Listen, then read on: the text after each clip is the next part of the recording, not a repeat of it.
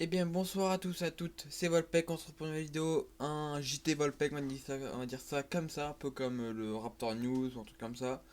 Donc j'ai pris trois infos qui n'ont rien à voir ensemble, donc on va parler du discours d'Emmanuel Macron, de la PS5 et de tout ce qui est dessus, et de Monsieur Charles de Gaulle, le général Charles de Gaulle, vu que son l'appel du 18 juin, donc qui était hier, il y a 80 ans en plus, donc on va parler de tout ça. Donc c'est parti, on va commencer par le discours de Monsieur, notre cher président de la République. Et je suis sur le site donc internaute qui dit discours d'Emmanuel Macron là, et les 10 annonces clés à retenir de l'allocution. Je sais plus parler. L'allocution Macron déconfinement, mais aussi racisme et violence policière durant 20 minutes ce dimanche soir. Emmanuel Macron s'est adressé aux Français dans un discours résolument optimiste. Alors je peux pas vous dire tout ce que j'ai vu, donc c'est pour ça que je suis sur le site car je ne l'ai pas vu. Ah, je m'en battais les couilles au début, hein. Vraiment, Emmanuel Macron était très attendu ce dimanche soir, à l'heure où la France a largement entamé son déconfinement. Personne ne respecte les trucs de distanciation sociale et tout, hein. Moi le premier. Tout en ayant maintenu des restrictions empêchant le retour à la fameuse vie d'avant, le chef d'État était également observé pour sa réaction au climat ambiant dans le pays.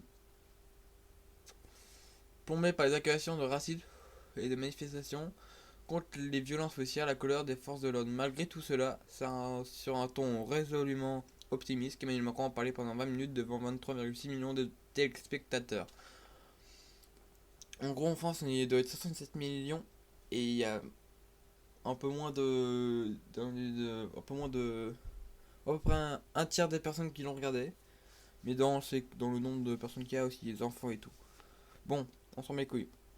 On sent d'emblée que la France a tourné officiellement la page du premier acte de crise, s'appliquant à des gestion de crise, de cette crise en faisant fuir tête des nombreuses critiques qui ont émergé. Nous pouvons être fiers de ce qui a été fait et de notre pays. Je suis enrhumé, putain.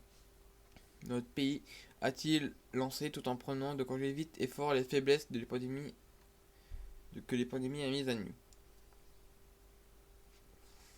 Nous n'avons pas à rougir du bilan de ces 3 mois, a insisté le président. Des dizaines de milliers de vies, je suis perdu, hein, de milliers de vies ont été sauvées par nos choix, par nos actions. Dans son discours d'une vingtaine de minutes, Emmanuel Macron s'est aussi félicité la réponse économique de la crise, vantant les 500 milliards mobilisés putain. Dans combien de pays tout cela s'est-il fait? C'est une chance et cela montre la force de notre État et de notre modèle social. Donc les points que je trouve importants dans le discours Macron, parce qu'il y en a là, c'est donc il y a l'école, l'Île-de-France, les restaurants, les frontières, les municipales, les maisons de retraite, bilan de la crise, l'économie et la relance et monde d'après, le racisme et les violences policières. Donc ce qui me compte le plus moi c'était l'école, car je suis un lycéen, et le retour à l'école est obligatoire dès le 22 juin en France pour les primaires, maternelles et collèges. Ah, je suis content d'être né en 2004 et d'être passé au lycée, hein. L'Île-de-France aussi est passé maintenant au vert, mais malheureusement pas la Guyane et la Mayotte qui restent en orange. Donc la lutte n'est pas terminée, a toutefois prévenu Macron. Les restaurants ont une réouverture totale des restaurants en Ile-de-France avec des règles, avec respect des règles de distanciation sociale, donc le fameux 1,5 m. Les frontières sont réouvertes avec les pays européens et le 1er juillet avec les pays hors européens. Dans le second tour des élections municipales 2020 maintenues au dimanche 28 juin. Donc ça c'est totalement débile, hein, parce que... Quoique non, parce qu'ils rouvrent les restaurants et tout, donc... Les visites en EHPAD devront désormais être autorisées, a indiqué Monsieur le Président, on va dire, hein. Et de trucs que je trouve inintéressants, parce que voilà. Après, on va passer à un sujet beaucoup moins, comment dire, beaucoup plus facile à dire et à expliquer, c'est la PS5, donc la date de sortie, etc., etc. On passe du coq à l'âne, hein. Donc la PS5 ou PlayStation 5, donc je suis sur le site Phone Android. Elle sera mise sur le marché fin 2020, elle va proposer du ray tracing, nouvelle manette DualSense, puis plus immersive, bon si tu veux, des temps de chargement réduits grâce à un SSD de 825 Go et un lecteur Blu-ray 4K. Donc ce qui est bien, c'est que c'est du 4K, donc pour les riches, là, comme une grande télé, ça va être bien, mais pour le reste, moi, quand même une petite télé dans ma chambre de merde, Enfin, pas sur toutes les versions car il existe en réalité deux éditions de la console, date de sortie, prix, fiche technique. On vous dit tout ce qu'on sait déjà sur la PS5. Donc je trouve la PS5, tout le monde dit que ça ressemble à une caissière, je trouve très très belle, mais pas en blanche. Il y avait une PS5 qui était couleur Spider-Man, si je ne me trompe pas. Je suis pas un fan de Spider-Man, vraiment je sais pas un truc qui m'intéresse, mais elle était putain de belle. En rouge à la place du noir et du noir à la place du blanc, elle était magnifique. Avec la sortie de la Xbox One X en 2017 et des tarifs de plus en plus agressifs de la part de Microsoft, on aurait pu croire que Sony était sous pression. En réalité, tout va bien pour la firme Nippon. Je sais même pas c'est quoi le Nippon. Qui continue à mener la danse face à la concurrence américaine. D'ailleurs, la PS4 est la deuxième console la plus vendue de tous les temps. Parce que la première c'est la PS3. Donc, ça ne m'intéresse pas. Donc, à quelle date la PS5 sera-t-elle lancée? Donc, nanana, enfin, à la saison des fêtes de fin 2020, donc vers Noël et tout. Où les parents vont essayer de faire des beaux cadeaux pour pas casser les couilles. Sinon, voilà. Donc, quel design pour la PS5? Donc, le design, tout le monde l'a vu. Parce qu'elle a été, pour on va dire, l'event, ça a été mis sur Twitch, si je ne me trompe pas. On s'en fout du design. Combien de versions de PS5 vont sortir? Pour moi, hein, je n'ai pas encore vu, je pense qu'il y en aura deux, voire trois. Une normale et une mieux. Comme elle fait pour la PS3, une Steam, une normale. Sony a prévu de commercialiser deux versions de la console. Yes! Une plutôt classique avec un lecteur disque et autre sans lecteur Blu-ray. Oui, vous avez bien lu. Sony va lancer une console qui ne disposera d'aucun. Ah, d'accord. En gros, ils vont faire un peu comme un PC maintenant. En gros, il y aura une espèce de Steam dessus, je pense. En réalité, Sony avait déjà tenté l'expérience de la console sans lecteur, mais c'était du côté des consoles portables, la PS Vita en 2010. Elle aussi était dépourvue de lecteur digital cette fois. C'est bien au monde des consoles du salon que Sony déporte l'idée. Par ailleurs, la Digital Edition de la PS4 dépasse en play la Xbox One S All Digital Edition. La déclinaison sans lecteur optique de la Xbox S est commercialisée en 2019. La console Microsoft tant décriée à sa sortie a finalement des émules chez Sony. Ah, pas mal, pas mal. En gros, ça tu en vrai, c'est un style. Quel prix pour la PS5? Donc en gros, c'est mis à peu près 449 € en Europe. Sony devra composer avec un coût de production initial de 450 €. Ouais, voilà. Sony n'a jamais gagné beaucoup d'argent avec les consoles parce qu'il coûte super cher à faire des consoles. Mais il se rattrape bien sur les jeux, hein. Les jeux coûtent très cher.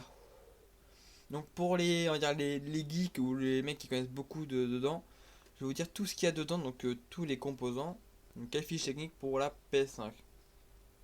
Donc il y aura un SoC AMD Ryzen 3 e génération 7nm, un CPU Zen de 7 à 8 cœurs, de 2 à 8 cœurs, excusez-moi, cadencé à 3000 à 305 à 3,5 GHz, un GPU AMD RDNA2 d'une puissance de 10,28 TFLOPS, un ray tracing, je sais pas c'est quoi le ray tracing, mon anglais est nul, 16 Go de RAM GDDR6 250 bits, stockage interne SSD ultra rapide de 825 Go avec une interface à 12 canaux, 5,5 Go par seconde, RAW de 8 à 9 Go, compressé, emplacement NVMe SD, disque USB, moteur 3D, audio révolutionnaire, un lecteur de disque Blu-ray 4K. Donc ça peut être une console qui va faire du sale. Donc voilà tous les jeux qui sont à peu près lancés sur les lancements et les exclusivités sur PS5. On va essayer de faire les jeux les plus, on va dire, attendus. Donc Assassin's Creed Valhalla, FIFA 21, bon logique, qui est aussi sur PS4. GTA 5, bah, sur PS5 parce qu'il est déjà sur PS4. Hitman. Euh, NBA 2K 21 qui sera pas sur PS4. Rainbow Six Quarantine qui sera aussi sur PS4. Resident Evil 8 sur PS5. Et un Spider-Man Miles Morales et Watch Dogs Legion PS4 et PS5. Donc voilà, c'est pour dire les jeux les plus que je connais le plus, hein. Et plein de jeux qui sont non invertis dans Call of Duty 2020. Ils vont faire ça sur quoi? Overwatch 2. Et plein d'autres jeux. De toute façon, toutes les références seront mises dans la description si je me trompe pas. Bah, si je me trompe pas. Si j'oublie pas. Mais je pense que ça peut être pas mal. Maintenant, c'est la récompatibilité qui peut être aussi avec le jeu PS4. Donc, comme j'ai dit à plusieurs potes, les jeux de PS4 vont peu baisser parce qu'ils vont être aussi compatibles sur PS5. Donc, beaucoup de personnes vont garder leur jeu de PS4, donc il y aura moins de reventes. Donc c'est ça qui fait baisser les prix. Par exemple, dans des gammes cash que j'ai vers chez moi, les jeux vont moins baisser, et ça c'est sûr presque. Par contre la PS4 va beaucoup baisser. Maintenant on va parler de notre cher général de Gaulle qui a fait son appel du 10 juin, donc qui était hier, alors au champ de cette vidéo. Donc l'appel du 10 juin est le premier discours prononcé par le général de Gaulle à la radio de Londres sur les ondes de la BBC. Le 10 juin 1940, ce texte a été appelé et un appel à tous les militaires, ingénieurs et ouvriers français spécialistes de l'armement qui se trouvent en territoire britannique à se mettre en rapport avec lui pour continuer le combat contre l'Allemagne, où il prédit la mondialisation de la guerre. Donc il a fait un appel assez connu, mais qui n'a malheureusement pas été enregistré, donc on n'a jamais pu l'écouter. Ça c'est vraiment dommage que personne n'a pu l'écouter, qu'on peut pas l'écouter maintenant. On a que celui du 25 ou 22 août je crois. Donc c'est vraiment dommage, hein. Quand même c'est notre cher général de Gaulle est quelqu'un de très important, qui était très important pour la guerre. Et toutes les statues qui sont détruites aussi sont très débiles à cause de l'esclavage et tout, alors que notre cher général de Gaulle nous a quand même fait gagner la guerre et a quand même libéré des pays comme l'Algérie. Malheureusement. Non, mais heureusement, je veux dire. Heureusement pour. Non, mais pas heureusement. Bah, qui a libéré juste des pays comme l'Algérie. Alors que c'est un pays français et qui était un des pays les mieux logés, on va dire, pour la France. C'était tout pour moi pour cette petite vidéo. Bah, petite vidéo, elle dure à peu près 11 minutes 50. Donc, je vous fais des bisous. Allez. Ciao.